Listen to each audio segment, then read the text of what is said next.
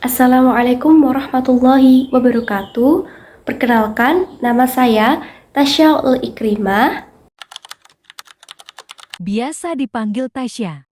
NIM 23301101151. Saya dari kelas D5, Program Studi Ilmu Al-Quran dan Tafsir, Fakultas Usuluddin. Pada video ini, saya akan membahas mengenai kandungan Quran Surah Al-Insyirah sebagai pelipur lara dalam ujian kehidupan, guna memenuhi tugas mata kuliah Public Speaking. Selamat menyaksikan.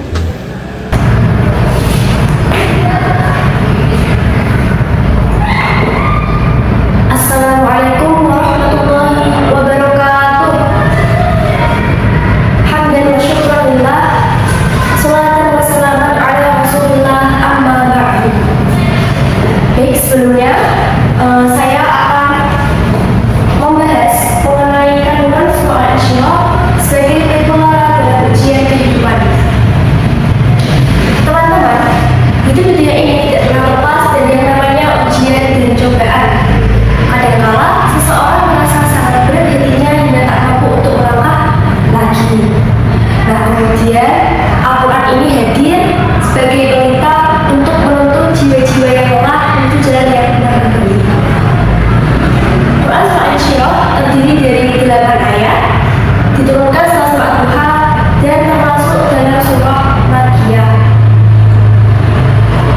Selanjutnya, kandungan surah Al-Insyirah ayat 1 dan kedua menjelaskan bahwa Allah telah melapangkan dada Rasulullah dan mengampuni segala dosa beliau sehingga tetap dijaga kesucian beliau. Rasulullah itu maksum atau dijaga dari yang namanya dosa. Selanjutnya, kandungan surah Al-Insyirah ayat yang ketiga menjelaskan bahwa Allah Subhanahu wa Ta'ala telah menghapus beban-beban yang ditanggung Rasulullah selama ini, yaitu kesulitan ketika menjalankan tugas kerasulan yang kemudian diganti dengan kenikmatan. Selanjutnya, pada ayat yang keempat menjelaskan bahwa nama Rasulullah itu ditinggikan sejajar dengan asma Allah, seperti lafaz pada azan, iqamah, tasyahud, dan khutbah.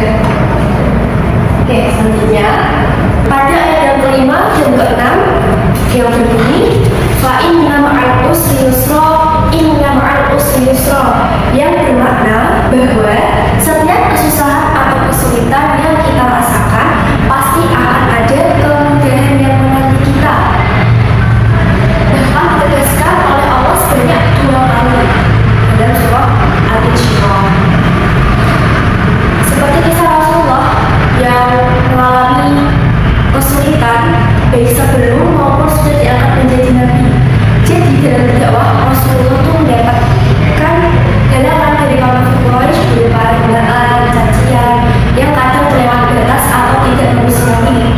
Nah, kemudian Allah memberikan kenikmatan berupa kemenangan atas kaum kafir Quraisy. Di sini Allah menegaskan bahwa kenikmatan diperoleh melalui perjuangan terlebih dahulu. Oke, selanjutnya pada ayat yang ke-7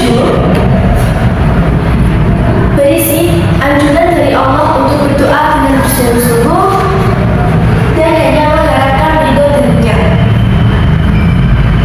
Lalu pada ayat yang ke-8 menjelaskan bahwa hanya kepada Allah lah tempat menaruh harapan,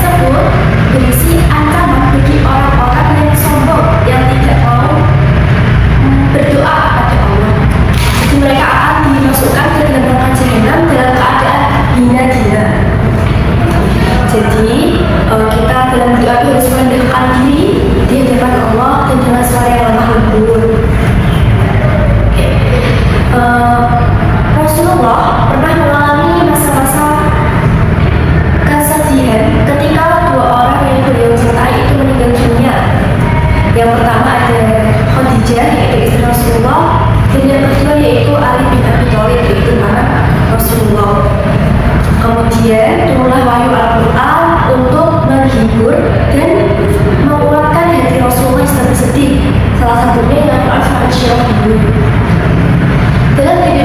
Dalam kehidupan